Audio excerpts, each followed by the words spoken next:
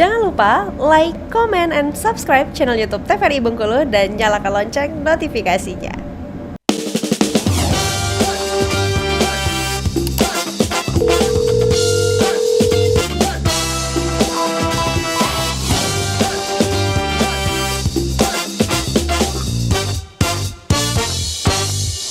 Sahabat sehat, terima kasih Anda masih bersama kami dalam Dokter Kito, bersama Kito Sehat. Tentunya dengan tema kita kali ini membahas mengenai hepatitis. Masih bersama dengan saya, Dr. Elsa dan juga Bang Agung. Nah, tadi sudah disampaikan beberapa informasi dan banyak sekali ya pengetahuan mengenai hepatitis ini. Saatnya kita tanya-tanya.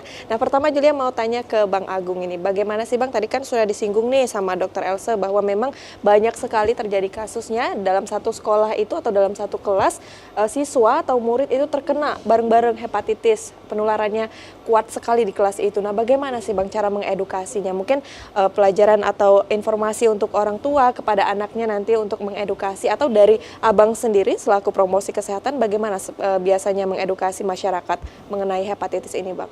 Baik, seperti yang disampaikan dari Mbak Jul tadi ya, bahwasannya ini kita melihat dulu dari kasusnya. Jadi kalaupun memang udah ada satu kasus di sekolah misalnya ya, jadi ini kan berakibat fatal juga untuk ke teman-teman anggota kelas yang lainnya ya. Jadi kita ini bisa disebut juga dengan kejadian luar biasa ya Dok ya. Jadi kami langsung mungkin dari petugas puskesmas kita berkoordinasi dengan ada tim juga, ada tim penyakit menular kita di puskesmas, mungkin ada juga dokternya, ada promosi kesehatannya. Mungkin kita langsung koordinasi ke kepala sekolah dulu. Jadi harus memberikan seperti apa untuk edukasi pentingnya untuk pencegahan penyakit hepatitis. Jadi mungkin kita bisa, ini kan menyangkut tentang kebersihan diri ataupun PHBS atau pola makannya juga ya. Jadi untuk yang anak yang lebih paham, mungkin kita kalau untuk anak kelas 1 mungkin belum tentu begitu menerima informasi yang kita sampaikan. Jadi kita sasarannya mungkin kelas 5, kelas 6 gitu. Ataupun kita di sekolah itu ada dokter kecil, dokcil. Ya. Jadi mereka atau petugas UKS yang kita berikan edukasi mengenai betapa pentingnya pencegahan penyakit hepatitis ini untuk yang di sekolah. Barangkali juga kita bukan hanya yang di sekolah juga, kita untuk edukasi ini bisa ke posyandu ataupun ke posyandu lansia ataupun posyandu remaja. Jadi lengkap untuk memberikan edukasi ini. Gitu. Luar biasa. Berarti tetap itu tadi yang disampaikan ya Bang ya, menjaga pola hidup sehat, menjaga diri dan juga mengingatkan keluarga sekitar ya Bang ya. Baik, terima kasih Bang Agung. Nah, Julia mau tanya ke Dokter Elsa ini. Tadi kan disampaikan juga tuh paparannya oleh Bang Agung bahwa salah satu komplikasinya juga bisa kena mental, penyakit mental begitu. Nah, selayaknya keluarga di rumah misalnya nih Dok, pemirsa TVRI di rumah mungkin ada keluarga yang sedang mengobati atau menjalani pengobatan hepatitis ini, selayaknya keluarga di rumah itu seperti apa, memberi support atau juga penanganannya seperti apa? Karena tadi kan kita tidak boleh terlalu kontak langsung. Nah, seharusnya seperti apa keluarga di rumah, Dok?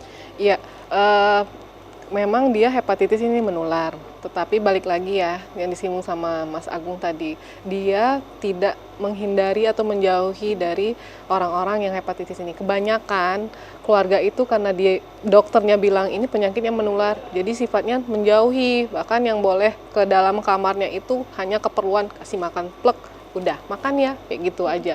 Tetapi sebenarnya orang-orang yang seperti ini memang agak sensitivitas secara psikologinya. Karena apalagi sudah dijauhi dengan support system yang harusnya dia sangat membutuhkan.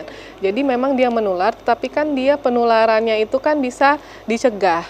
Misal kalau memang memberikan tempat atau alat makan piring, sendok, garpu, gelas seperti itu memang yang khusus. Mungkin di kamar mandi juga bisa dibedakan mana yang sabun untuk pasien, sikat gigi pasien, mana yang bukan untuk keluarga. Tetapi selama misalnya keluarga itu memakai, misalnya kalau mau pakai sarung tangan kayak gitu ya boleh. Tetapi selama itu dijaga pencegahannya menggunakan alat pelindung diri, nggak begitu menular terlalu gimana-gimana, kecuali kita kan takutnya kalau dianya itu melalui droplet seperti itu kan, dia kan kontaknya melalui cairan, memang pure cairan maupun darah maupun cairan mukosa seperti itu. Tetapi kalau hanya bersalaman, bersentuhan kan tidak menularnya tidak sebegitu bahayanya seperti itu. Iya, nah ini Julia penasaran sekali. Tadi kan disampaikan kalau sekadar bersalaman aja tuh enggak. Tadi kan disampaikan juga melalui cairan. Betul. Kata orang dok, misalnya